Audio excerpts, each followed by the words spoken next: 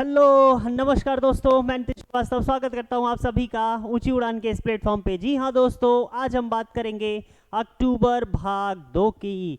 जी हां, क्या कुछ रहने वाला है हमारा अक्टूबर के महीने में करंट अफेयर्स। इस सीरीज में आज हम दूसरी बार मिलेंगे। चलिए देखते हैं क्या कुछ रहने वाला है कंप्यूटर, मोबाइल, लैपटॉप स्क्रीन पर।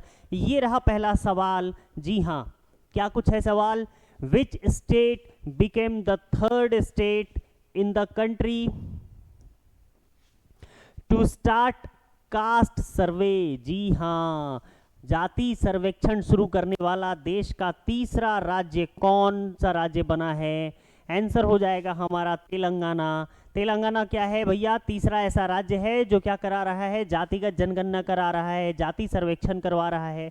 हमने कहा तीसरा, मन में ख्याल आया सर पहला दूसरा, हम बोले भाई ये जानना जरूरी है भाई साहब, ये बहुत ज़रूरी है भैया। सबसे पहले है ना भाई साहब, अपने बिहार की बात आती है। ठीक भैया, पूरे देश को इस रास्ते पर ले जाने वाला सबसे पहला जो राज्य है वो बिहार है ना जी। अपनी अपनी तारीफ करनी चाहिए, कोई दिक्कत नहीं है। और फिर इसके बाद बात करेंगे भैया तेलंगाना। अच्छा सर, बिहार कहाँ, तेलंगाना कहाँ? ये तो काफ़ी दूर है। हमने कहा हाँ जी। सीखा किससे भाई कि इसको भी करना है? हमने कहा इसके बगल में आंध्र प्रदेश। ठीक है, तो दूसरे नंबर पर होता है कहाँ पर? हमारे आंध्र प्रदेश में। तो आंध्र प्रदेश में जब होगा तो भैया सीख सीख पड़ोसिया सीख, है ना जी। पड़ोसी है भाई साहब तो एकदम करवे करेगा, कोई दिक्कत नहीं है। अच्छा, इसमें होता क्या है? इसमें लोगों के से ना जातियों के बारे में पता की जाती है कि भैया किस जाति, किस वर्ग, किस समुदाय, इन सारी चीज़ों से आते हैं। बहुत सारा इसमें बेसिकली आयाम होता है, उन सारे चीज़ों को इसमें किया जाता है। राइट। अच्छा, ज़रा जब बात आई है जातिगत जनगणना की, तो भैया जातिगत जनगणना तो ये करने वाला तीसरा है। हम कहेंगे हाँ जी। तो जरा जनगणना से संबंधित बात कर लेते हैं। किससे संबंधित? जनगणना। जनगणना का मतलब होता है कि जन को गिनना। ठीक है जी, मतलब कितने लोग हैं इसकी गिनती करना। ठीक है भाई। अच्छा, जनगणना की बात अगर हम करेंगे ना तो भारत में हमको इसकी शुरुआत देखने के लिए मिलेगी कब? जी हाँ, सबसे पहले हमको देखने के लिए मिलता है वैदिक काल में। कहाँ पर भैया? वैदिक काल में। आप कहिएगा सर दिमाग उमाग है, कहाँ चले गए, मतलब क्या बता रहे हैं हम लेके? देखो भाई, वैदिक काल में, ठीक है, वैदिक काल का जो प्रथम चरण है जिसको हम लोग कहते हैं ऋग्वैदिक काल। जरा याद करिए, ऋग्वैदिक काल है क्या? ऋग्वैदिक काल है, हाँ जी, ऋग्वैदिक काल। तो ऋग्वैदिक काल जिस किताब पर आधारित है उस किताब को हम लोग कहते हैं ऋग्वेद।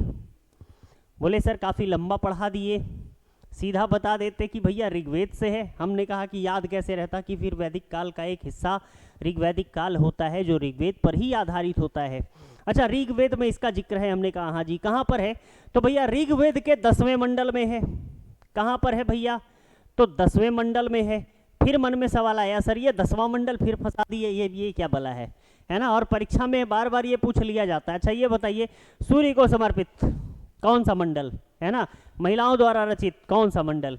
कृषि मंत्री के ये क्या कहते हैं, कृषि मंत्रों का उल्लेख किस मंडल में है ना जी। सविता को संबंधित कौन सा मंडल है? हमेशा पूछा जाता है। सोम से संबंधित कौन सा मंडल है ना। किस मंडल में नदियों की चर्चा की गई है? ये बार बार एग्जाम में आता है और हम इसमें क्या हो जाते हैं, फंसते हैं। तो थोड़ा सा आज इसको समझने की कोशिश करते हैं। भाई साहब ये है क्या मंडल? राइट। तो हम ऋग्वेद की बात करेंगे ना तो सबसे पहले ये बता दें कि भैया ऋग्वेद जो है कुल मिलाकर के 10 भाग में है, ऐसा समझिए। ठीक है जी। पहला मंडल, दूसरा मंडल, तीसरा, चौथा, पांचवा, छठा, सातवां, आठवां, नौवां और 10वां। ठीक है जी। कुल मिलाकर के क्या है, 10 मंडल हो गए, कोई दिक्कत ही नहीं है। अच्छा, इसमें से 2 से लेकर के 7 तक का जो मंडल है, 2 से लेकर के 7 तक का, ये है सबसे पुराना मंडल। इसलिए इसको हम लोग क्या कहते हैं, वंश मंडल कहते हैं। क्या कहते हैं भैया? वंश मंडल कहते हैं। बहुत बढ़िया, कोई दिक्कत नहीं। अच्छा जी, पहले मंडल में अब देखते हैं, अब चर्चा की जाती है भैया कि अब इसमें क्या है ना। एग्जाम में ये बार बार पूछता है और हम लोग ये कभी कभी गलत मार के आ जाते हैं ऑप्शन के, मतलब उसमें कि भैया ये मारे या ये करें। राइट। तो इसको आज हम हमेशा के लिए समझेंगे। सबसे पहले समझो क्या है, किससे संबंधित है। कहा कि वैदिक काल। अच्छा, वैदिक काल के जो देवता है ना, सबसे पहले जो क्या कहे जाते हैं, जो पूजनीय देवता हैं जिनकी पूजा सबसे पहले की जाती है वो है अग्निदेव। बोले हाँ जी। चलो भाई, अग्निदेव को याद रखना। ऋग्वेद की बात करेंगे तो सबसे पहले पहला मंडल अग्निदेव। तो ऋग्वेद का पहले मंडल में किसकी चर्चा है? अग्निदेव की चर्चा है। बहुत बढ़िया। पूजा पाठ की शुरुआत करनी है ना जी। अच्छा जी, पूजा पाठ करेगा कौन जी? मन में सवाल आया करेगा कौन? बोले कि हाँ जी, सारे लोग तो नहीं करते थे उस समय, वो तब वो जमाना था कि सारे लोग तो पूजा नहीं करते थे। बोले कौन करते थे? देखो भैया, आपस में बंटवारा हुआ था कि देखो जो काला है वो अनार्य है ना, जो गोरा है वो आर्य है। भैया ये गोरे लोग हुआ करते थे, कहे कि भैया हम आर्य और आप क्या हो गए? अनार्य। तो रंग के आधार पर इस चीज का भेद हुआ, ठीक है। और आर्य का मतलब होता है श्रेष्ठ, अपने आप को बोले कि आप श्रेष्ठ हैं, है ना जी। तो इन्होंने क्या किया कि कहा कि भैया हम श्रेष्ठ हैं तो पूजा पाठ हम करेंगे। तो दूसरे मंडल में बात आएगी आर्य और अनार्य की।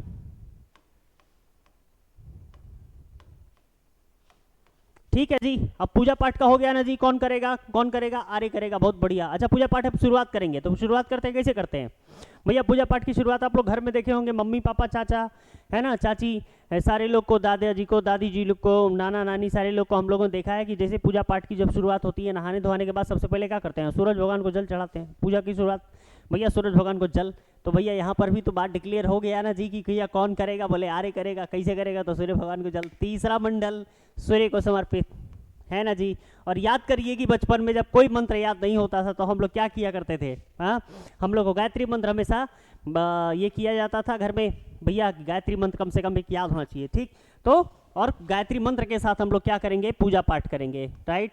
तो यहाँ पर हम कहेंगे कि गायत्री मंत्र। चलिए भैया, सूर्यदेव की पूजा हो गई, गायत्री मंत्र से हमने पूजा कर लिया, हो गया, कोई दिक्कत नहीं है। अब पूजा पाठ हो गया है, चौथा मंडल। अब पूजा पाठ हो गया है तो भैया अब भगवान की पूजा हो गई है, पेट पूजा। दुनिया में क्या है भैया? पेट है। अब सोच के देखिए, अगर पेट नहीं होता तो कोई काम करता? बिल्कुल नहीं करता। तो भैया पेट की पूजा, इसका मतलब चौथा वाला में कृषि। भैया भगवान की पूजा कर लिए हैं, अब चौथा में पेट पूजा यानी कृषि से संबंधित। और याद रखेंगे कि कृषि से संबंधित 24 मंत्र हैं। कितने मंत्र हैं? 24 मंत्रों में कृषि का उल्लेख किया गया है, ठीक है।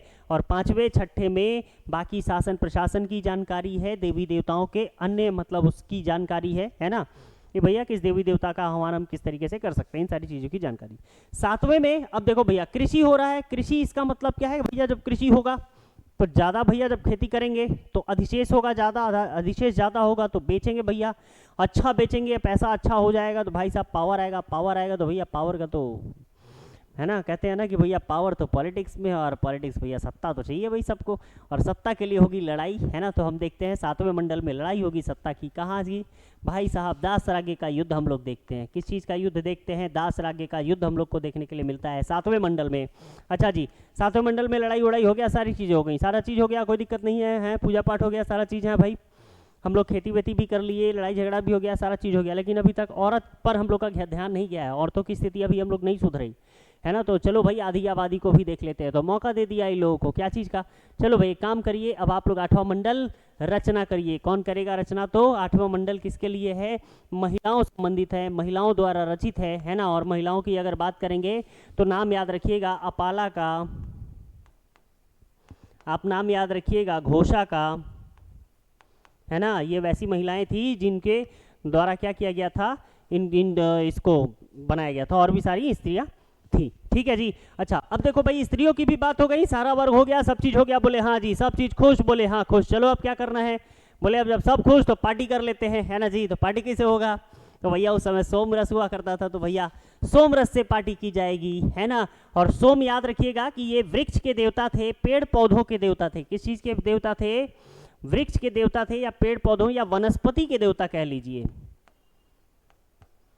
वनस्पति के देवता हुआ करते थे। कौन? सोम, है ना। अब उसके बाद भाई साहब सोम रस चढ़ गया है, ठीक है। और सोम रस जब चढ़ गया है उसके बाद तो भाई साहब पुरुषार्थ की बात की जाएगी, है ना। तो पुरुषार्थ से याद रखना है कि पुरुष सूक्त, पुरुषार्थ से क्या आएगा? पुरुष सूक्त। और पुरुष सूक्त का जिक्र कहाँ किया जाएगा? हमारे 10वें मंडल में किया जाएगा।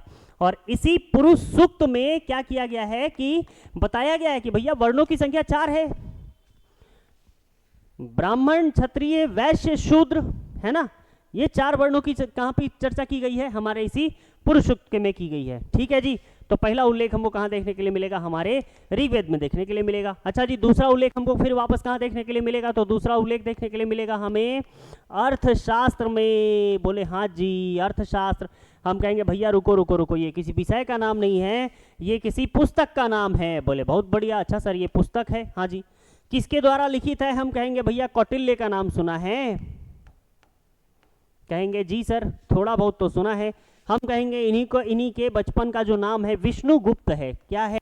विष्णुगुप्त है। बहुत बढ़िया।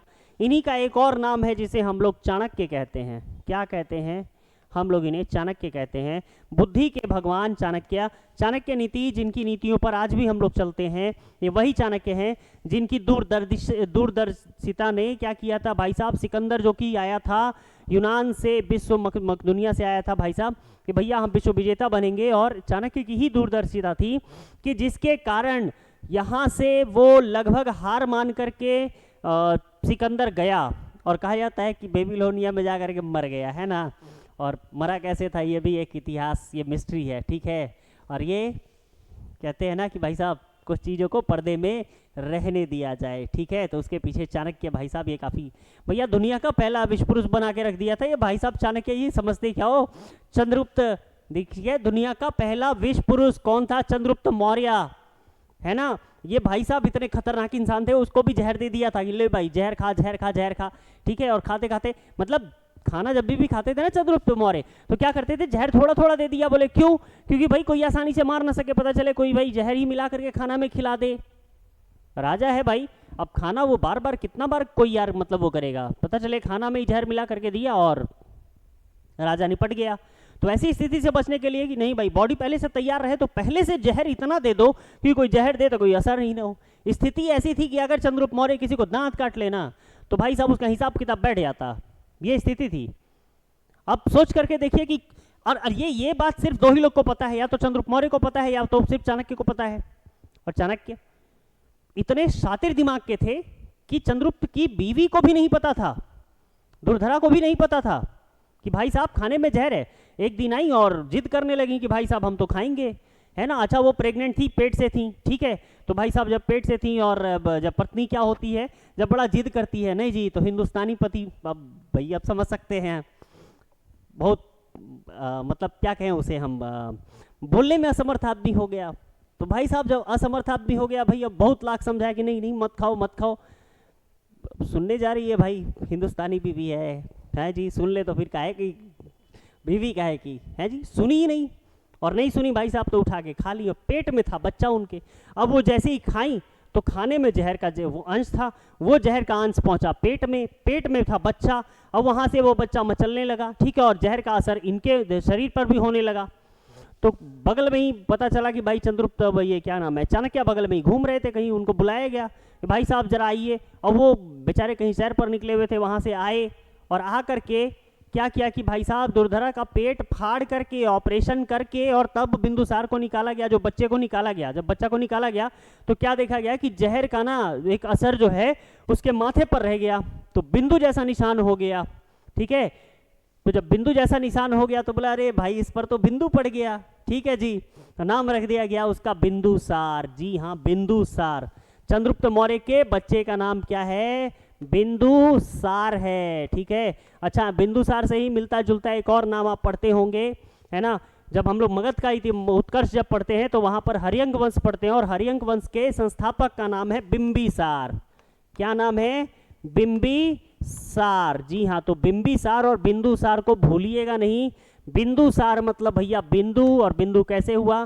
तो जहर से पड़ गया था, ठीक है ना। तो इसको आप लोग भूलेंगे नहीं। चले भाई, तो हम लोग बात करेंगे किस चीज की? चाणक्य के अर्थशास्त्र की। इसी अर्थशास्त्र में चाणक्य ने क्या किया है भैया?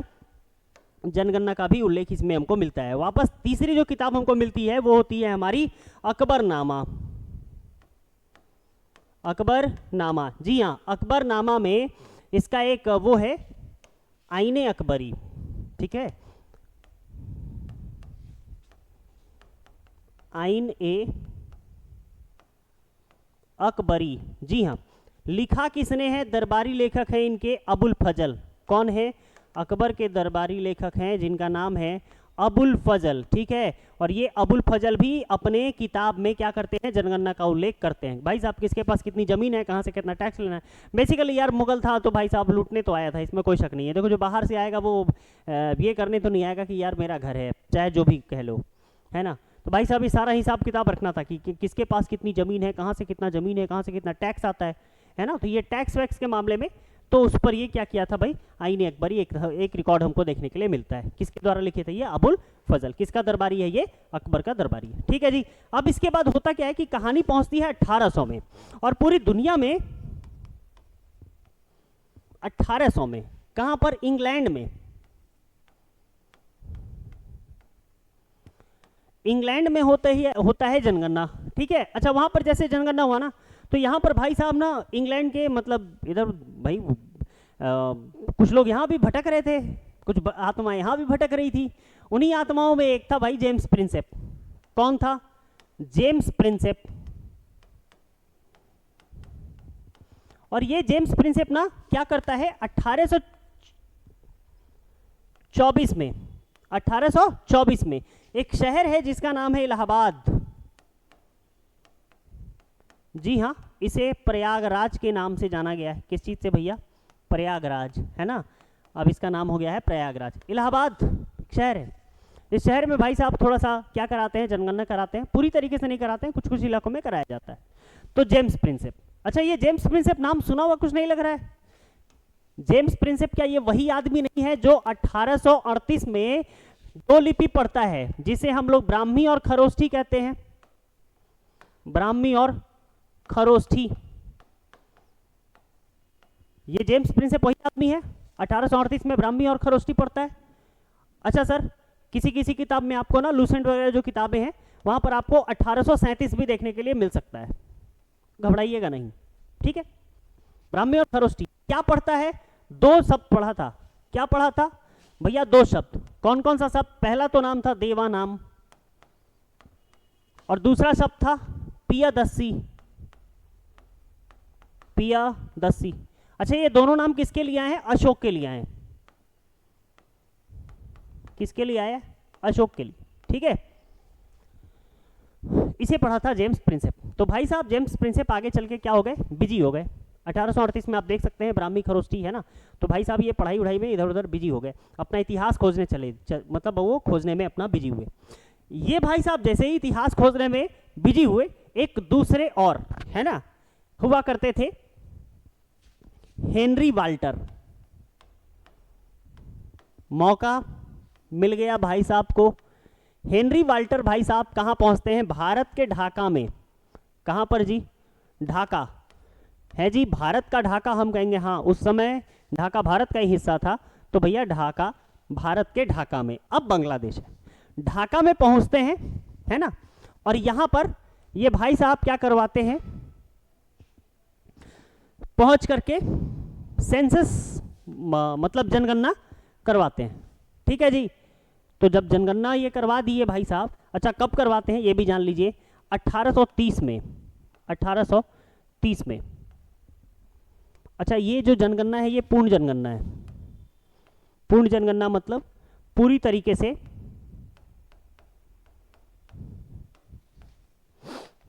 पूर्ण जनगणना हुई थी ढाका में 1830 में, भारत में पहली बार। किसके द्वारा, हेनरी वाल्टर भाई साहब थे, उन्होंने करवाया। तो जब ये पूर्ण जनगणना करवा दिए तो इनको भारत में, है ना, जनगणना का क्या कहते हैं, जनक कहते हैं, भारतीय जनगणना का जनक।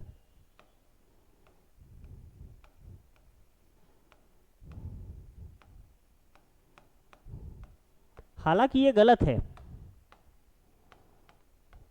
क्योंकि भैया हमारे तो ऋग्वेद में ही लिखा हुआ है, तुम क्या हमें बताओगे बे, तुम तो खुद ही हमसे सीख के जा रहे हो, तुम क्या बताओगे। लेकिन फिर भी भारत का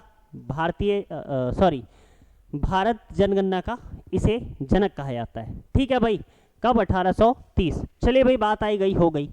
फिर इसके बाद कहानी पहुंचती है 1872 में। कहां पर, 1872। इस समय पर गवर्नर जनरल, जरा जल्दी कमेंट बॉक्स में बताएं कौन रहता है, गवर्नर जनरल, है ना। ये गवर्नर जनरल रहता है मेयो। कौन है, मेयो। और ये मेयो के समय में ही, है ना, इस समय पर जनगणना कराई जाती है पूरे भारत में 1872 में, राइट। अब 1872 में जब जनगणना करा दी गई है, तो फिर इसके बाद, है ना, इसके 9 साल के बाद, यानी कि 1881 में, कब, 1981 में फिर एक बार क्या किया जाता है, जनगणना कराई जाती है ना, जनगणना कराई जाती है और इस समय पर एक जनगणना आयुक्त नियुक्त किया जाता है, जनगणना आयुक्त, जी हाँ। और इस जनगणना आयुक्त का नाम है प्लाडेन। क्या नाम है भाई साहब? प्लाडेन, जी हाँ। और उसके बाद से लगभग हर 10 साल पर जनगणना करने की बात की गई। ठीक है जी। तो यहाँ से अब हमको भारतीय क्या मिलेगा, भारत का जनगणना आयुक्त मिलेगा। बहुत बढ़िया। अच्छा जी, जब ये अंग्रेज चले गए ना, ये तो अंग्रेज जिस समय था उस समय की बात है भैया, अंग्रेज चले गए उस समय भी अब जनगणना होती है। हाँ जी होती है। तो क्या सर ये पोस्ट उस समय भी है या आज भी खत्म है या है? हमने कहा हाँ जी आज भी ये पोस्ट है। तो भाई साहब जब अंग्रेज चले गए तो अंग्रेज के बाद जिस समय अंग्रेज गए, आज़ादी के समय यानी कि 1951 में जनगणना हुई। ठीक है जी। और इस जनगणना में जो हमारे जनगणना आयुक्त हुआ करते थे, है ना, इस समय पर जो हमारे क्या हुआ करते थे, जनगणना आयुक्त, ठीक है, इनका नाम था अशोक मित्रा। क्या नाम है? अशोक मित्रा।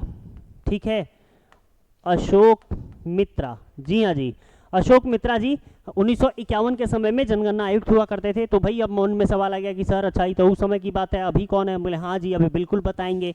2024 का ही डाटा है। कौन है? मृत्युंजय नारायण। कौन है भैया? मृत्युंजय कुमार नारायण, जी हाँ, मृत्युंजय कुमार नारायण जी अभी फिलहाल भारत के महारजिस्ट्रार और चुनाव आयुक्त ये जनगणना आयुक्त हैं। ठीक है जी। ये रहा सवाल, और सवाल से संबंधित क्या कुछ जानकारी बन सकती है आपके सामने। चलिए भाई आगे बढ़ेंगे अगले सवाल की तरफ। क्या कुछ रहने वाला है हमारे सामने, हमारे कंप्यूटर स्क्रीन पर? ये रहा। परमाणु ऊर्जा विभाग भारत सरकार ने कहाँ एशिया की सबसे बड़ी और दुनिया की सबसे ऊंची imaging telescope major atmospheric Cherenkov experiment MACE वेधशाला का शुभारंभ किया है? जी हाँ। Where did the department of atomic energy government of India launched Asia's largest and the world tallest imaging telescope major atmospheric Cherenkov experiment MACE observatory, right? जी हाँ, दुनिया का सबसे ऊंचा कहाँ पर रखा गया है? दूरबीन बेसिकली, है ना जी। ये जो टेलीस्कोप है दूरबीन है, वही कहाँ पर रखा गया है? तो हम कहेंगे हमारे लद्दाख में रखा गया है। जी हाँ, ये वही लद्दाख है जिसे शीत मरुस्थल भी कहा जाता है। क्या कहा जाता है? शीत मरुस्थल भी कहा जाता है। क्यों कहा जाता है जरा कमेंट बॉक्स में डालेंगे, राइट? और ये जो हमारा ये क्या कहा गया है, दूरबीन जो रखा गया है ना, इसकी जो ऊंचाई है, कहा कि भैया दुनिया में सबसे ऊंचा है। हाँ भाई कितना ऊंचा है? हम कहेंगे भैया 4300 मीटर ऊंचा है। कितना? 4300 मीटर, यानी कि 4 किलोमीटर और 300 मीटर। अब सोच के देखिए कि जहां आप खड़े हैं वहां से 4 किलोमीटर ऐसे, अब 300 मीटर और ऊंचाई, इतना ऊंचाई पर ये रखा गया है। भैया इतना ऊंचा पर रखे हो, क्यों रखे हो भैया? ये तो बहुत इंपॉर्टेंट सवाल है भाई साहब। रखे हैं तो कुछ तो मतलब होगा। हाँ जी, इसका क्या है? तो भाई साहब इनको रखा गया है किस चीज के लिए भैया? गामा किरण जो होती है ना, गामा किरण, अल्फा बीटा गामा 9 10th में पढ़ा था, याद करिए भैया, अल्फा बीटा गामा, है ना। तो इसी गामा किरण के भैया इसमें क्या है कि बहुत ज़्यादा ये इसमें ऊर्जा बहुत ज़्यादा होती है, राइट? तो उन्हीं सारी इसमें जो उच्च ऊर्जा वाली जो किरणें हैं उनका क्या करेगा ये, मतलब उसका अध्ययन करेगा। फिर इसके बाद ब्लैक होल की घटना हो जाती है। ब्लैक होल, इसके बारे में पढ़ाई की जाएगी, इसके बारे में स्टडी की जाएगी, है ना। अच्छा, सुपरनोवा इसके बाद,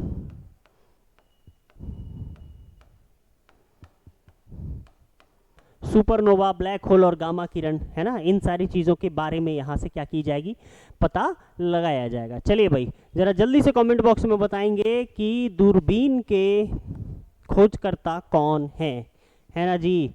जरा जल्दी से गैलीलियो भाई साहब का पूरा नाम लिख दीजिए। चलिए भाई, अंतर्राष्ट्रीय टेबल टेनिस महासंघ ITTF Asian table tennis championship 2024 में भारत कितने स्थान पर रहा है? जी हाँ।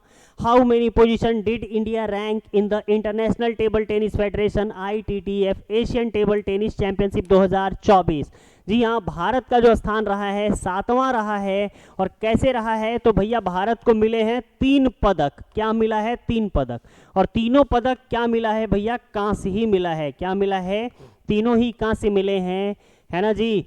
तो और कुल मिलाकर के अगर हम बात करें तो इस प्रतियोगिता में जो पहले स्थान पर रहा है वो पहले स्थान पर रहने का श्रेय मिला है किसे, जापान को, और दूसरा जो श्रेय मिला है ये मिला है किसे, हमारे चीन को। ठीक है जी। और यहाँ से पूछा जाने वाला एक और सवाल बन सकता है कि अच्छा ये बताइए कि एशियन टेबल टेनिस चैंपियनशिप 2024 कहाँ हुआ था, है ना, सवाल बन सकता है। हम कहेंगे कजाकिस्तान में। कजाकिस्तान में ही पूछ ले कि अच्छा कजाकिस्तान के किस जगह पर, कहेंगे अस्ताना में। कहाँ पर, अस्ताना में। ठीक है जी, बस यही एक सवाल है, कहीं कोई दिक्कत ही नहीं है, राइट। चलिए भाई आगे बढ़े हम अपने अगले सवाल की तरफ। क्या कुछ रहने वाला है हमारा अगला सवाल। जी हाँ, हाल ही में आईसीसी ने कितने खिलाड़ी को हॉल ऑफ फेम में शामिल किया। Recently how many players were inducted into the ICC hall of fame. जी हाँ, कितने खिलाड़ी हॉल ऑफ फेम में शामिल किए गए 2024 में। 2024 में खिलाड़ियों की संख्या है 3। कौन कौन से खिलाड़ी हैं, तो सबसे पहले जो खिलाड़ी हैं मिस्टर ए बी डिविलियर्स। जी हाँ, मिस्टर 360 ए बी डिविलियर्स।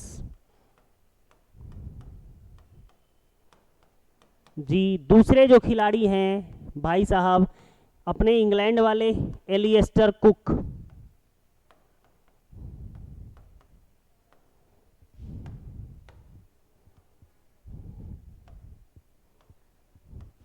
भैया ये कहाँ से हैं, ये साउथ अफ्रीका से हैं। ये कहाँ से हैं, ये भाई साहब हमारे इंग्लैंड से हैं। ठीक है जी। तीसरी जो खिलाड़ी हैं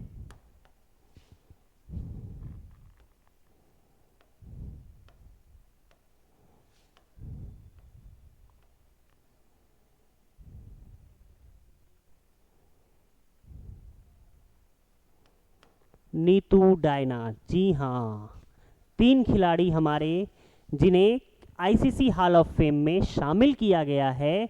3 खिलाड़ी, एबी डिविलियर्स हमारे मिस्टर 360, ठीक है जी, और उसके बाद एलिएस्टर कुक, और तीसरी है हमारी नीतू माफ करिए नीतू डायना नहीं, नीतू डेविड हैं, है ना जी, नीतू डेविड हैं। कौन है ये, नीतू डेविड हैं। ठीक है जी। नीतू डेविड कौन है, हम कहेंगे भारत की महिला खिलाड़ी हैं, है ना जी। और ये हैं क्या भाई साहब, स्पिनर हैं।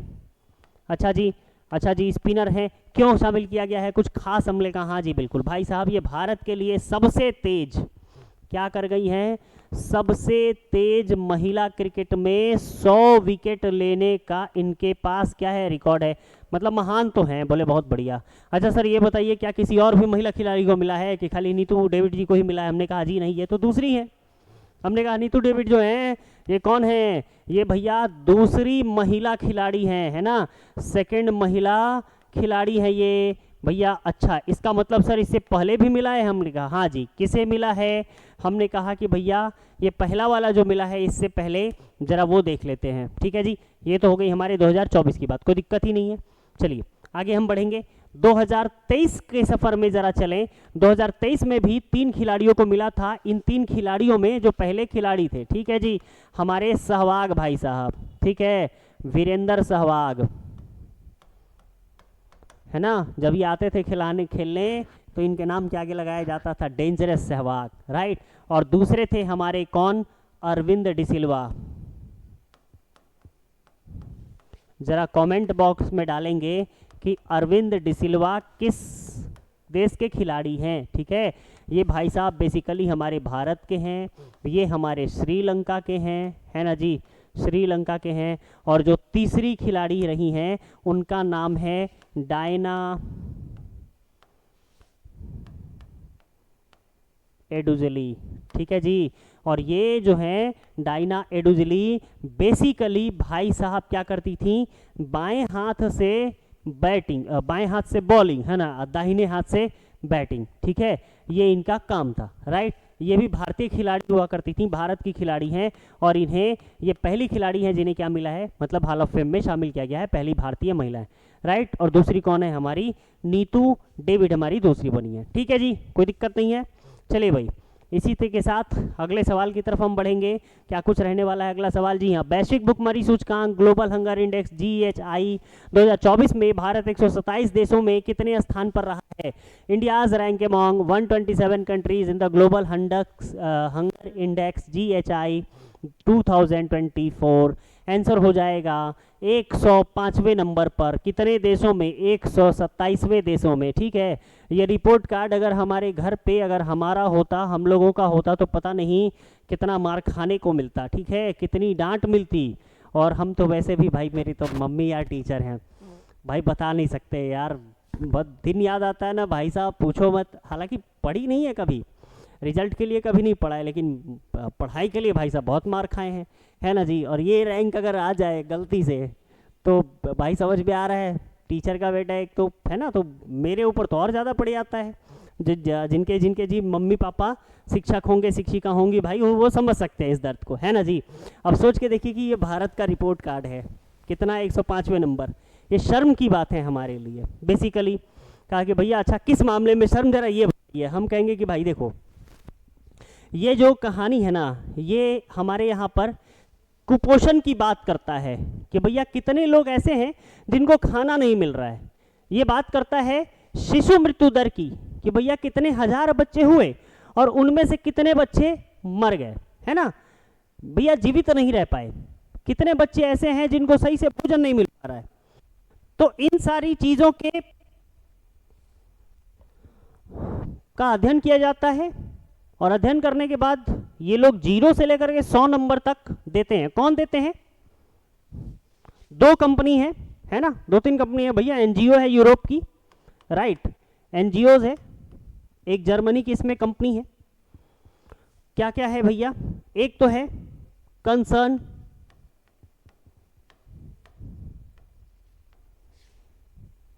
वर्ल्ड वाइड, पहला, और दूसरा है कंसर्न वर्ल्ड वाइड। ठीक,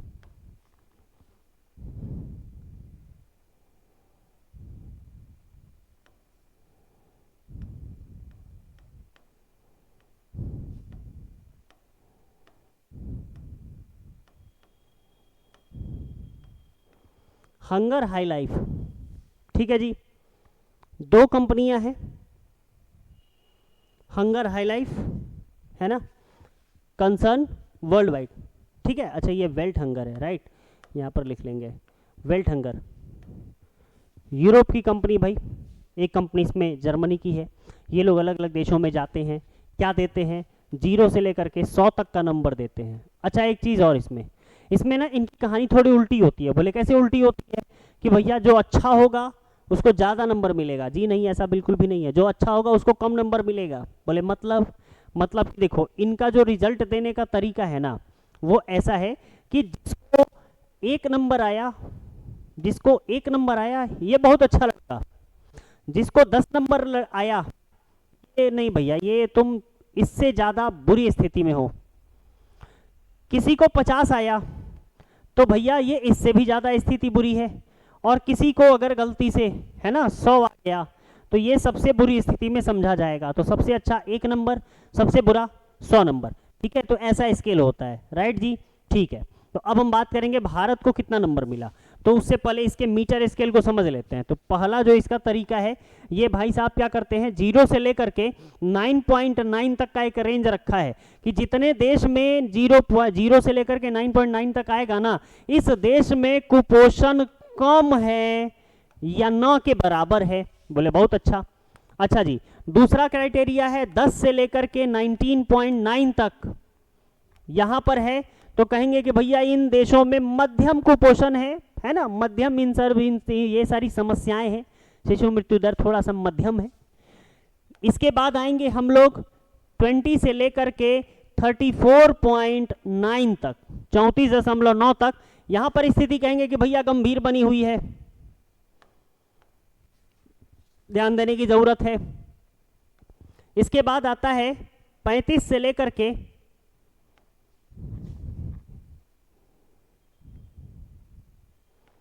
49.9 तक, यहां पर स्थिति यहाँ पर हम लोग कहते हैं कि स्थिति खतरनाक हो गई है, यहाँ पर पहुंचना बहुत जरूरी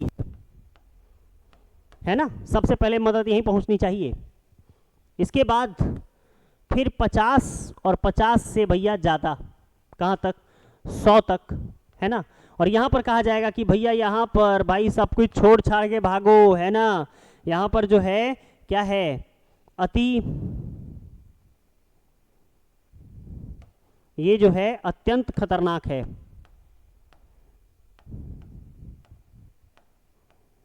क्या है, अत्यंत खतरनाक है। कहा कि भाई साहब सबसे ज़्यादा जरूरी है। अच्छा सर, 0 से लेकर के 9.9 तक का जो पहला इनका है, इसमें कुल मिलाकर के 51 देश आते हैं। मतलब 51 देश ऐसे हैं जहां पर स्थिति ठीक है भाई, बहुत अच्छी है ना, जहां पर ये कुपोषण वगैरह कम है, शिशु मृत्यु दर कम है। अच्छा, कुल मिलाकर के 37 देश ऐसे हैं जहां पर मध्यम स्थिति बनी हुई है। गंभीर स्थिति में 36 देश आते हैं, और इसी स्थिति में हमारा एक प्यारा भारत भी आता है। कहिया भैया कैसे, हमने कहा कि भारत का जो नंबर है 27.3 है। कब, 2024 की ये स्थिति है।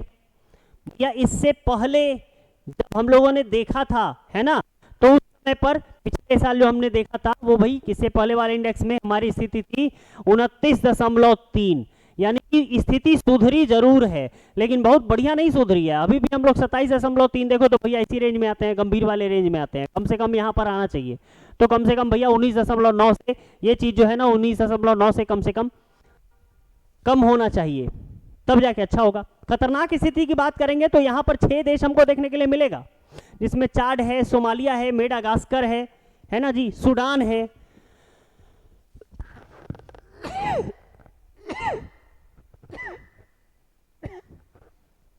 यमन है, बुरुंडी है ना जी।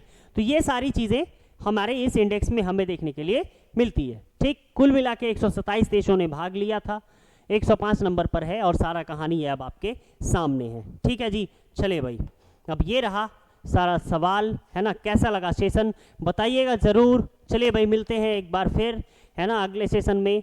बने रहेंगे, शेयर और कमेंट जरूर करेंगे। जय हिंद।